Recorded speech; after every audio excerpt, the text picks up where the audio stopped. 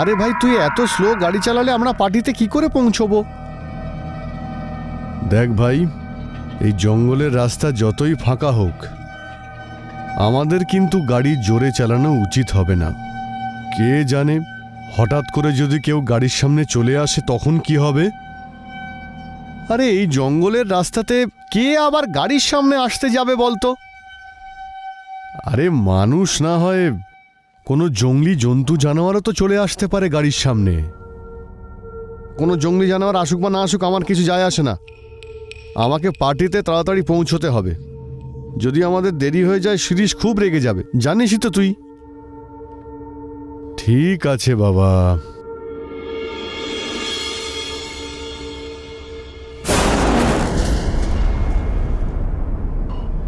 আমি তোকে বলেছিলাম না, জঙ্গলের রাস্তায় জন্তু জানোয়ার থাকে। দেখ কি হয়ে গেল। আরে ছাড় না, সামান্য তো একটা নেকড়ে, কোনো মানুষ তো আর আমরা পিষে দিইনি।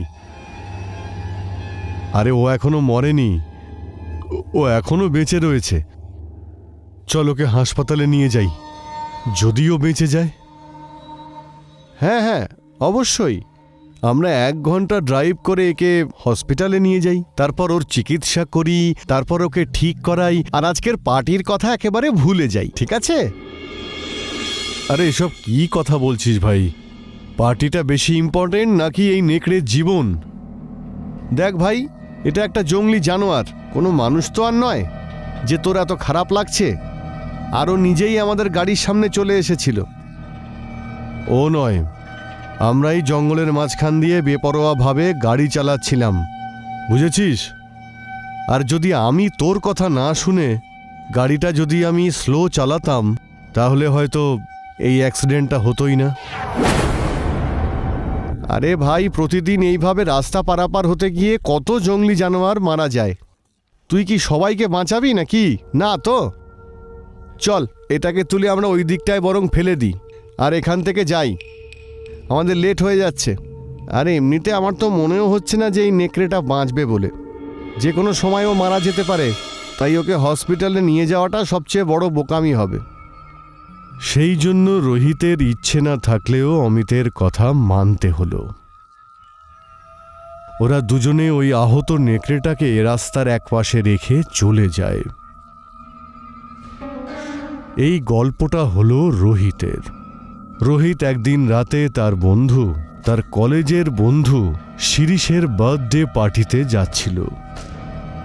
ঠিক তখনই ওই দুর্ঘটনাটা ঘটে। রোহিতের খারাপ তো লাগছিল যে ওর জন্যে এই জঙ্গলের একটা নিরীহ প্রাণী মারা গেল, কিন্তু তারপর যা হলো। রোহিত, আরে দরজা খোল। রোহিত, এই এ কি, দরজা তো খোলাই আছে। অমিত যা দেখল তা দেখার পরে তার গায়ের লোম খাড়া হয়ে গেল। রোহিত সারা ঘরের দেওয়ালে নিজের নখ দিয়ে নেকড়ে বাঘের ছবি এঁকেছিল। রোহিতের নখগুলো ক্ষয়ে গেছিল, নখগুলো উঠেও গিয়েছিল, আর তার হাত থেকে রক্ত পড়ছিল। আরে রোহিত, তুই এসব কি করছিস? দেখ তোর হাত থেকে কত রক্ত পড়ছে। অমিত রোহিতের দিকে এগোয়, কিন্তু রোহিত পিছনে ঘুরতেই অমিত দেখল যে ওর শরীর নেকড়ে বাঘে রূপান্তরিত হচ্ছে। তার দাঁতগুলো ছিল বাঘের মতো তীক্ষ্ণ, আর নখগুলো ছুরির মতো চকচক করছিল। রোহিতকে নিজের চোখের সামনে এইভাবে বদলাতে দেখে অমিত চিৎকার করবে নাকি অন্য কিছু করবে এসব ভাবতে ভাবতেই হঠাৎ করেই রোহিত অমিতের ওপরে আক্রমণ করে। ও তার ধারালো দাঁত দিয়ে অমিতের কান তার শরীর থেকে ছিন্ন করে দেয়। অমিত যন্ত্রণায় চিৎকার করে ওঠে। এই সব কিছু দেখে আহত অমিত কোনো রকমে সেখান থেকে প্রাণ বাঁচিয়ে পালিয়ে যায়। অমিত তারপর পুলিশ স্টেশনে গিয়ে পুলিশকে এই বিষয়ে সব জানায়। যাতে রোহিত অন্য কাউকে তার শিকার না করতে পারে। তারপরে পুলিশ যখন রোহিতের বাড়িতে পৌঁছয় তখন দেখে রোহিত সেখানে নেই।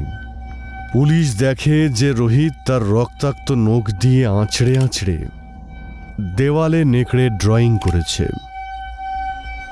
এই ঘটনা পুলিশকেও চমকে দিয়েছিল। পুলিশ অফিসারের কথা অনুযায়ী উনিও এরকম ঘটনা এর আগে কোনোদিনও দেখেননি। উনি অমিতকে খুব সাবধানে থাকতে বলেন, কারণ রোহিত আবার তার উপর আক্রমণ করার জন্য ফিরে আসতেই পারে। কিন্তু যখন শিরিষ এই সমস্ত কথা জানতে পারে তখন অমিতের জন্য তার খুবই খারাপ লাগে। তারপর শিরিষ অমিতকে নিজের বাড়িতে নিয়ে যাবে বলে ঠিক করে। আরে এটা আবার কি, যেটা আমার গাড়ির সঙ্গে সঙ্গে দৌড়চ্ছে? মনে হচ্ছে কোনো জন্তু। অমিতও সেই দিকে দেখে আর সে চমকে ওঠে, কারণ তাদের গাড়ির সঙ্গে দৌড়নো জন্তু আর কেউ নয়, বরং রোহিত ছিল। শিরিষ, গাড়ি জোরে চালা, আরো জোরে চালা। আমাদের গাড়ির পিছনে যে দৌড়চ্ছে সে আর কেউ নয়, সে রোহিত। শিরিষ যেন নিজের চোখকেই বিশ্বাস করতে পারছিল না। রোহিত তার গাড়ির স্পিডের সঙ্গে দৌড়চ্ছিল, যা কোনো মানুষের পক্ষে সম্ভব ছিল না। এটা দেখার পরে শিরিষও ভয়ের চোটে কাঁপতে থাকে আর গাড়িটা আরো জোরে চালাতে থাকে। রোহিত না থেমে শিরিষের গাড়ির সঙ্গে এক স্পিডে দৌড়তে দৌড়তে হঠাৎ করে একটা জোরে লাফ দিয়ে তার গাড়ির সামনে এসে দাঁড়ায়। রোহিত হঠাৎ করে ওর গাড়ির সামনে আসাতে শিরিষ তার গাড়ির নিয়ন্ত্রণ হারিয়ে একটা গাছের সঙ্গে গিয়ে জোরে ধাক্কা মারে।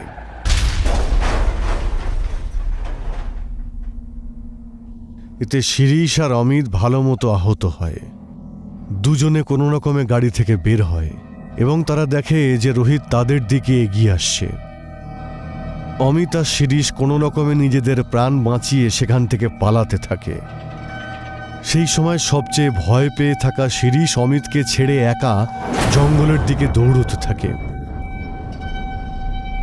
আরে আরে শিরিষ দাঁড়া, আমাকে একা ফেলে তুই পালাস না। শিরিষ, শিরিষ দাঁড়া বলছি। অমিত শিরিষকে ডেকেই যাচ্ছিল, কিন্তু সে দাঁড়ায়নি। শিরিষ জঙ্গলের ভিতরে তো চলে যায়, কিন্তু কিছুক্ষণ পর সে বুঝতে পারে অমিতকে ওইভাবে একা ফেলে আসা তার ঠিক হয়নি। জঙ্গলে ভয়ানক অন্ধকার ছিল, আর যে রাস্তা দিয়ে শিরিষ এসেছিল সেই রাস্তা এখন আর তার মনেই নেই। শিরিষ জঙ্গলে হারিয়ে গিয়েছিল। অন্যদিকে অমিত ভয়ের চোটে রাস্তা ধরেই দৌড়চ্ছিল, কিন্তু যখনই সে পিছনে ঘোরে সে দেখে রোহিত তার পিছনে নেই। অমিত তখন তাড়াতাড়ি করে পকেট থেকে ফোন বের করে আর পুলিশকে ফোন করার চেষ্টা করে, কিন্তু তার ফোনে কোনো নেটওয়ার্ক ছিল না। অমিতের কাছে জঙ্গল থেকে বেরোনোর এখন একটাই উপায়, যে সেখানেই দাঁড়িয়ে থেকে সেখান দিয়ে যাওয়া কোনো গাড়ির কাছে লিফট যাওয়া। এছাড়া আর কোনো উপায়ই ছিল না ওর কাছে। ওদিকে শিরিষ জঙ্গল থেকে বেরোনোর রাস্তা খুঁজেই যাচ্ছিল।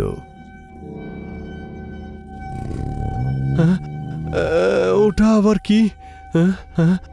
কে ওখানে? কে ওখানে?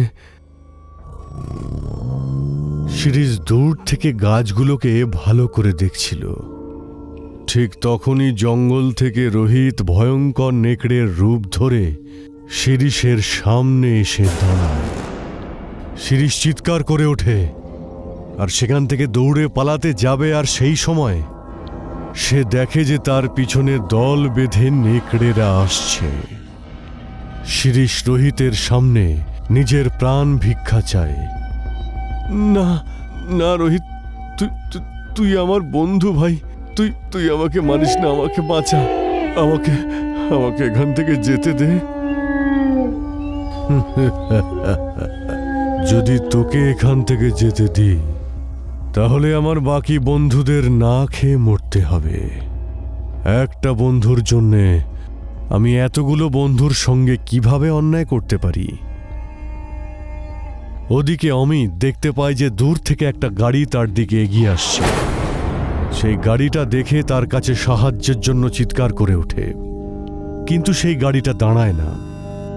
অমিত আবার পুলিশকে ফোন করার চেষ্টা করে, কিন্তু এইবার ভাগ্য ভালো থাকায় পুলিশ ফোনটা রিসিভ করে।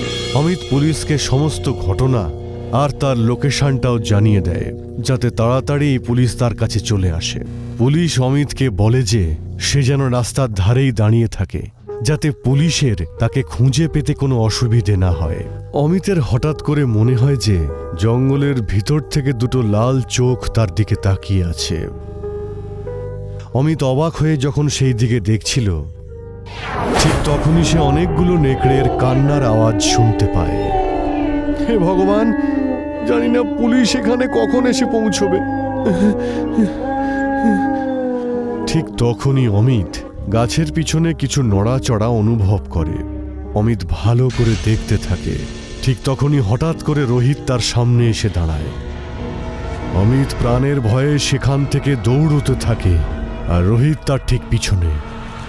রোহিত পিছন থেকে তার ধারালো নখ দিয়ে অমিতের পিঠে আঘাত করে, আর অমিত চিৎকার করে মাটিতে পড়ে যায়। তোর কি হয়েছে রে রোহিত? আমাকে মারিস না রোহিত, আমাকে আমাকে তুই মারিস না, আমি বাঁচতে চাই রোহিত। মরতে তো আমিও চাইনি, কিন্তু তোমরা তো আমাকেও মেরে ফেলেছিলে, তাই না? কি, তোমাকে মেরেছি? আরে এরকম কথা কেন বলছো? মনে আছে ওই দিন যখন তোমরা এই জঙ্গলের রাস্তা দিয়ে জোরে গাড়ি চালিয়ে যাচ্ছিলে, আর আমি চুপচাপ রাস্তা পার হচ্ছিলাম, আর তখন তোমরা গাড়ি দিয়ে ধাক্কা মেরে আমাকে আহত করে দিয়েছিলে। তাহলে তাহলে ওই অ্যাক্সিডেন্টে যে যে নেকড়ে মারা গিয়েছিল, মানে মানে তার আত্মা রোহিতের শরীরে?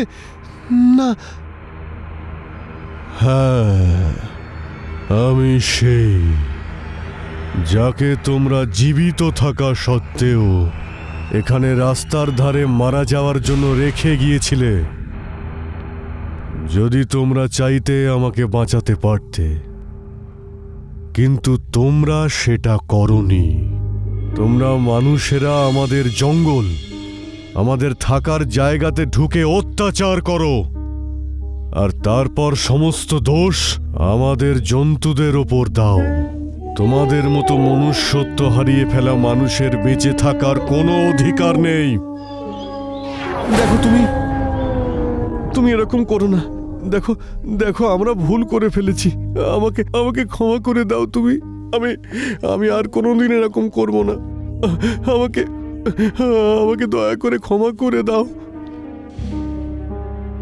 জানি না রোজ রাস্তা পারাপার করতে গিয়ে কত মানুষ অ্যাক্সিডেন্টে মারা যায়। আমি কি তাদের সবার জীবন বাঁচাতে পারি? না তো। আর এমনিতেও আমার মনে হয় না যে তুমি বেশিক্ষণ আর বাঁচতে পারবে। তুমি যে কোনো সময় মারা যেতে পারো, আর তখন তোমাকে হসপিটালে নিয়ে যাওয়ার চেষ্টাটাও ব্যর্থ হয়ে যেতে পারে। কিছু মনে পড়ছে কি? পুলিশ যখন সেখানে পৌঁছয়, সেখানে অনেকটা রক্ত দেখতে পায়, কিন্তু অমিত আর শিরিষকে কোথাও খুঁজে পায় না।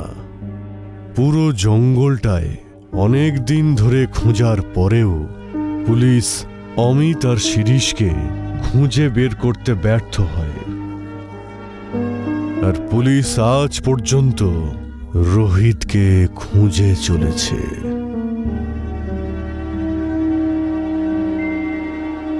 যখন মানুষ তার মনুষ্যত্ব হারিয়ে ফেলে, তখন প্রকৃতি তাদের সুযোগ নয়, বরং শাস্তি দেয়।